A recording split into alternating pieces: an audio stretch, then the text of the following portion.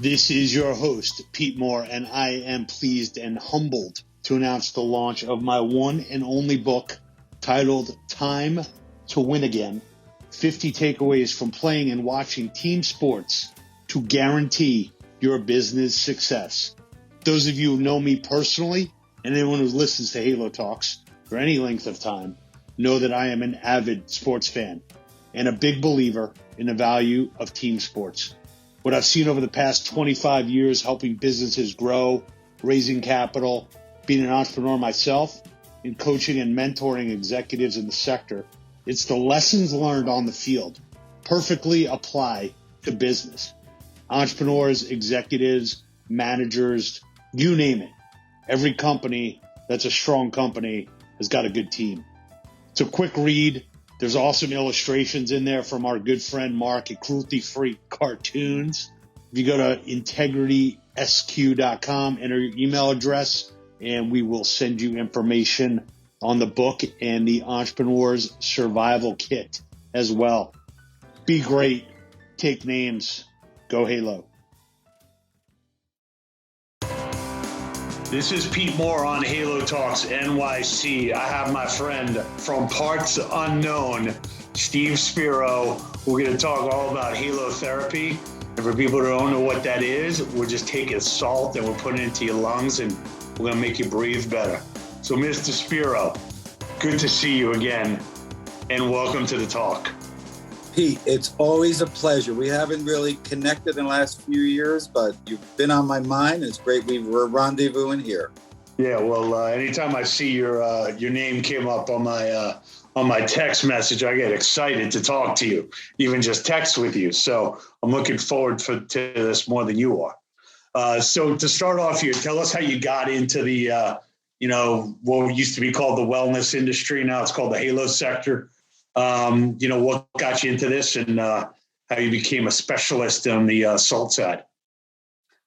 Great. So now I'm basically a serial entrepreneur. I've been doing entrepreneurial business for the last 25 years. I was on the founding team of Audible.com, which we sold to Amazon, kind of changed the world of entertainment and education while you're kind of driving or running. And then I've done about 5 or 6 other startups. And as I got older, I just turned 65 yesterday and I got my Medicare card. Exciting. Oh, nice. I started to run into a whole bunch of people my age that were having, breathing problems, respiratory issues. This was about 6-7 years ago. And I was looking for kind of natural wellness as opposed to taking all kinds of drugs. And I kind of just stumbled onto this halotherapy industry. And there was a couple of people doing it. And I partnered up with this woman and it's been great ever since. The business is actually exploding now. So, you spent a lot of time internationally, whether that's on business travel or leisure travel. So, halotherapy as a amenity or a modality is still kind of new to the U.S., but, give us a little bit of insight into what's going on outside of the country and why it's kind of poised to take off finally. No, it's really fascinating. It's funny. I spent a lot of time I lived in Japan for 3 years, China for a year, Hong Kong for a year, a lot of time in Thailand. So I've spent a lot of time in Asia and where natural wellness remedies are just really popular. So I've always been very interested in natural remedies. The technology or the industry for halotherapy really started in Poland and Russia probably 150 years ago when they discovered that the people working in the salt mines there weren't having the same respiratory or skin conditions as the rest of the population. So they brought it into the hospitals and they set up these facilities to help people with, respiratory issues and classic skin conditions. But then it kind of morphed over here maybe about 10 or 15 years ago, and it's been slowly growing the last 3-4 years.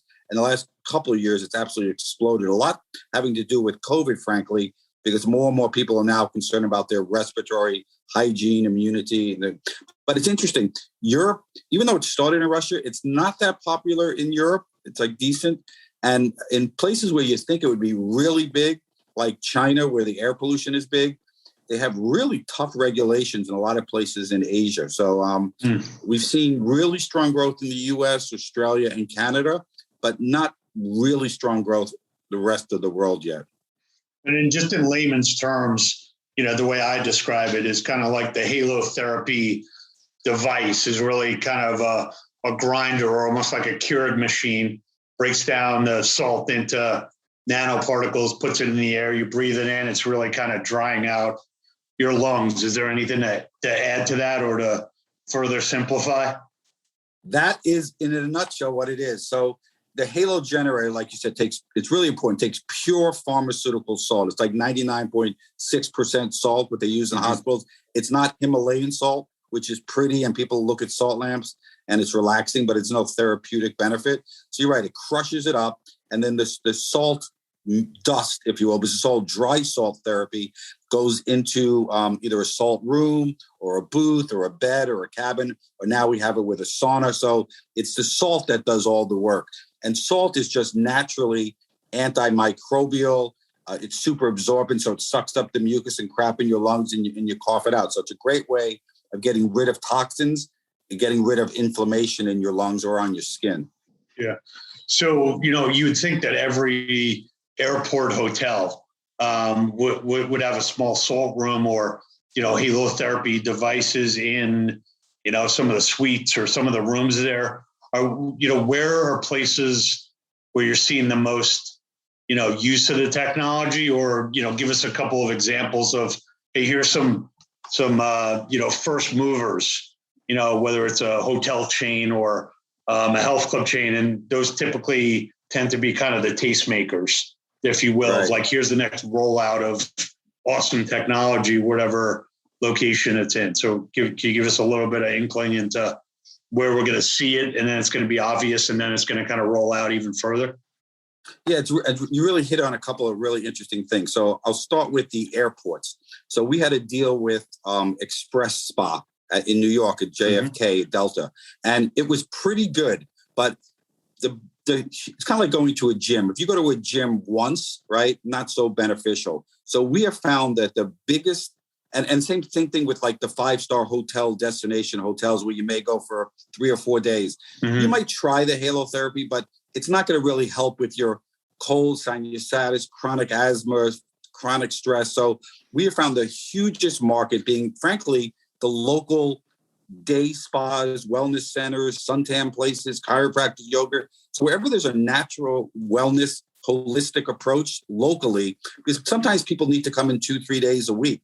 And that's where the bang for the buck has been. Now, we're also seeing now in the last probably 6 to 9 months, some of the really influential hotels like the Carillon in Miami Beach, which is probably the number one wellness resident. We're working with the Westin, the Fairmont, Excel, all kinds of different leading edge wellness places, especially now because of COVID. They're recognizing that more and more people are coming there and they're asking for wellness help, right? And respiratory help. So yes. Great. And then what about on the sports team side, or any, athletes that are, out there advocating for it? Give us a little idea about that. Obviously, there's so much data being collected now. All these athletes are, doing everything that they can on the physical workout recovery side, whether that's a Therabody or a Hyperice or any of these other, devices. Are they missing something obvious here, or are they also embracing this? Now, that's a great question. So, and some of it has to frankly do with education, because the salt halotherapy industry for the first 5 or 7 years was really focused on, let's call it old sick people that had chronic asthma that was 60 to 70 years old, or COPD or cystic. That kind of was the target. But what's happened is in the last year, the focus has really gone more to sports performance. For example, we have a halotherapy and an infrared combo unit at a surfing, the number one surfing camp in Texas. And the USA Olympic team has been using it, and great results. We've partnered with Travis Mayer, who just came in 5th place in the U.S. in the CrossFit World Championships. He loves it. We're working with a variety of people in the UK, pro cyclists. So, there's a lot more going on with the recovery. And then we just put some units in the World Gym in Florida, and they're going into Canada also. For now, they can be professional athletes or just kind of everyday athletes that just want to recover more. It helps with their muscles. It helps with their lungs. It helps with their VO2 max. So yeah, there's a lot. So the industry is definitely shifting much more to sports performance recovery, stamina, as opposed to just sick people. So yeah, gotcha.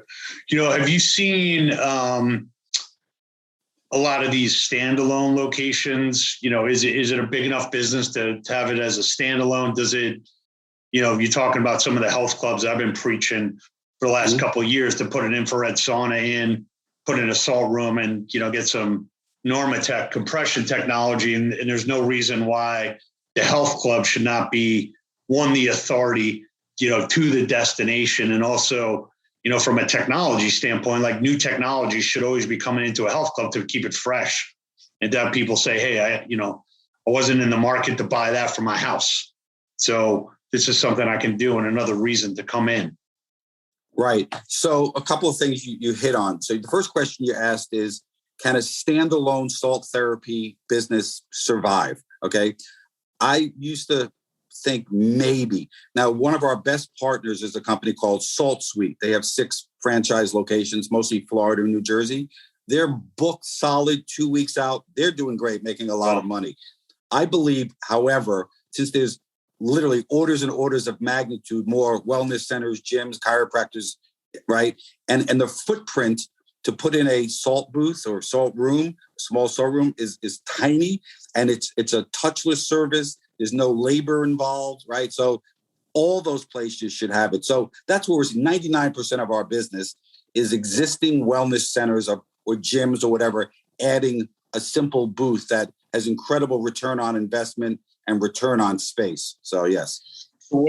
Give us an idea. So I've seen obviously the halotherapy devices where somebody puts in, let's say 150, 200 square foot room, puts in those salt bricks.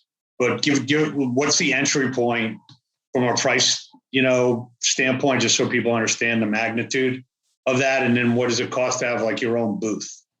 Okay, so again, since COVID, I would say about 2 years ago, right before COVID, I would say half the industry was those salt rooms and half the industry were booths. Right now, it's about 98% booths. People don't want to sit with 8 other strangers in a big salt room and cough and sneeze. And it takes about an hour for the session. The booth, you can be in it for 15 to 20 minutes. It's a private session. All the booths we sell now are combination units with salt and infrared. We have a partnership with Clearlight Sauna, who's the #1 sauna company. We have custom designed it so the salt won't corrode the infrared. We have another partnership with Mito Red Light for another booth where phenomenal benefits of red light combined with salt. So those units cost anywhere from $10,000 to $18,000. And it's a pretty fast return on investment, especially in a busy health club or spa. So, gotcha. So you've been traveling around the world, from a standpoint of these larger sports clubs, continue to add more and more workout recovery. Do you see, I know you said you got stopped and got turned around, right? You've been traveling for like 44 hours. Do you see less families potentially going on international trips over the next couple of years because of COVID, and maybe, these health clubs and these workout recovery centers benefit just from, time, kind of the staycation type of terminology, or, hey, I'm going to pamper myself, but I'm going to do it locally and not, jump on a flight to some country that I don't really know what the strain of COVID that they have there. Yeah, so absolutely. I think you've seen that trend in a lot of different industries, whether it's the hotel industry or the car rental industry. Everybody is staying local, right? It's nice to take a staycation. Like Pete, like you just referred to. I tried to fly to Bali 2 weeks ago. So right. I had all the visas, every piece of paperwork. I landed and they kicked me out 15 minutes later saying their visa requirements changed while I was flying and they didn't care. So it was a 44-hour flight. So I'm not traveling anytime soon, and a lot of people aren't. So that's why, so there's 2 real big trends happening at the same time. People are much, much more concerned about their wellness and their respiratory wellness. And they've been cooped up for 18 months. They want to get the hell out of the house. They want to feel good. And, so localized wellness and staycations is going to be huge the next couple of years for sure. Yeah. Yeah. Do you see, does the medical community, or is that a group that's been embracing, halotherapy, and are there partnerships that a lot of these health clubs or sports complexes just start to move into and say, hey, look, give me your members before you put them on these, pharmaceutical drugs, like give them to me for like 6 or 8 weeks. Let me see if I can get, their numbers down. And hey, by the way, we got all these other therapies here. Trying to think, I want to use this as kind of a way for these groups that have a lot of square footage, that have people that are in, whether it's higher age ranges and people that are hyper focused on their wellness right now. How do you get those people inside your club?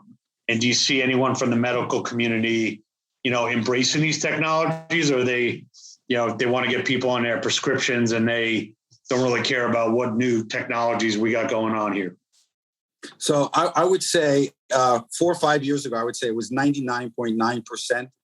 They just love, surgeries, prescriptions, just come visit me, and, whatever, I'll take my free trip with the pharma company. I would say as the halotherapy, in fact, I was talking to a pulmonologist this morning, they are finding that their customers are coming into them saying they feel better and they're taking their drugs less. So the community is slowly changing. And again, it's more from a pulmonology perspective, but I honestly, it's kind of like the chiropractic industry maybe 20 years ago. I don't think the medical community particularly loves holistic approaches, even though it's probably, in many cases, it's better, it's work, it's cheaper, it's healthier. So, but I'm not waiting for the medical community to embrace, although we're trying to teach and train and educate. So, yeah, again, on our team, our one of our board members is Dr. Andrew Mayo, and he thoroughly endorses halotherapy. You may recognize his last name, Mayo. His great-grandfather started the Mayo Clinic. So we're trying hard to get more medical professionals to embrace it. But it's really their customers or their patients that are kind of educating the doctors themselves. So it's a slow process. Gotcha. So let's switch gears and talk about you being an entrepreneur, serial entrepreneur. In this time of COVID, I think before COVID, you kind of running a virtual business that's growing at the same time. So talk to some of our entrepreneurs here about how you scale your business, what you personally get involved in. Do you have different expectations on how quick you could grow your business because your personal and your health and your spirituality and your travel are in balance, and therefore, hey, I could do this amount of revenue, but it takes away from my life. So maybe give us a little insight into you as an entrepreneur, and maybe like this new type of entrepreneur that kind of has a scorecard that's personal and professional, and then that might be the goal instead of like this revenue target or profitability target. Yeah, that's a phenomenally great question that I think about a lot. So when I started this company 6 years ago, I'd been working basically in offices, right, for 35 to 38 years of my life. I decided when I started the company, I never wanted to work in an office again. Mm-hmm. So I created a business for a couple of reasons. One is I didn't want to have an office that I had to go into or any of my people had to go into. I didn't want the expense. I didn't want inventory. And I personally wanted to be able to work from anywhere. And I wanted to be able to hire the best people for my company that could live anywhere. I have 10 people that work for me literally all around the world, and they travel or they live in their houses as well. So I made a huge commitment to my personal life. And as part of my own personal growth, I've lived in about 15 to 20 countries over the last 4 years, 2 to 3 months each. One, because I enjoy meeting people from all over the world, the cultures, seeing different things. And it's helped with my business. I have found distributors all over the world. But yes, if I was locked in an office where am I now? Let me look outside. I'm in San Diego today. If I was locked in an office in San Diego, might I have a little bit faster growing business? Maybe. Our time zone's tough when you're in Bali or you're riding or you're, I can't say I'm surfing in Australia. I don't surf, but I'm watching surfers in Australia. So time zones are a major issue, right? Sure, it's hard to do business traveling around the world and loving life. But so I have made that balanced trade-off. Gotcha. And then, from a standpoint of halotherapy, now you got it inside infrared saunas. Is that with Clearlight, or you've got a manufacturer that you partnered up with? So Clearlight is the manufacturer. They're the number one provider of infrared saunas in the world. They've been in business for 23, 24 years. I went to them and I said, listen, we're hearing a lot of people have infrared saunas and we really want to add halotherapy to it, but it's very corrosive. So we met with the chairman and the CEO and they custom designed. It's the only unit in the world that has these halo protectant seals to stop the salt from corroding their panels. And everything's integrated. We did this engineering where their control panel in the sauna controls the halo generator as well. So it's an unbelievable partnership. It's fantastic. Mm-hmm. Are there any other modalities that, one, people can obviously put it in their own home sauna now if they get the protectors, I guess, or if they're in a steam room?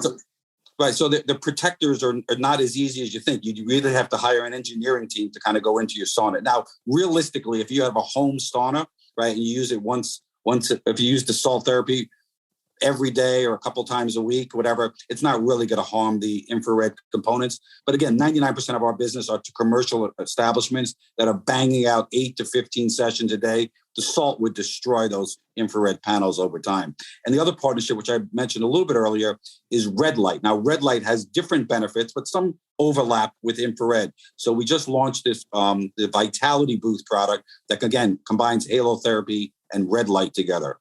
Gotcha. So you got a partnership with Clearlight. You got the distributors around the country. Average health club or boutique studio wants to get a hold of you. How do they get to you and who do they go through? So they can go to our website at halotherapysolutions.com and fill out the contact us form or give us a call. They can reach out to me directly at steve@halotherapysolutions.com. I work 24 hours a day all over the world. So I'm available all the time. Great. And then in closing here, why don't you give us a good quote or good story or something from the camp book, Why Jews Don't Camp, which I loved. And I felt like I could have written. So give us something as our Spiro takeaway. Let me think. Or just give us a quote. Give us a good quote. Oh, just keep moving forward. This COVID shit sucks, but just keep moving forward. Stay healthy. And well, the one thing I've learned through this whole thing is just all about relationships. And I'm really glad we connected again. I mean, when you're sitting on Zoom calls or you're stuck in a hotel room for 2 weeks, it sucks. And I really miss handshakes, hugs, face-to-face, eye contact. So really embrace your friends and your family. That's kind of the message, Awesome. That's a great closing. And your health. Be preventively healthy. Don't wait until you're freaking on a ventilator or taking massive drugs, Stay healthy. I hear you. All right, I got my tennis game in this morning before we did this, so I'm staying on the path. So excellent. I will be in touch, and I'll meet you down in San Diego over the next couple of weeks. Thanks, everybody. Hey, I miss you, buddy. Be well. You too, brother. Take care. Later. See you.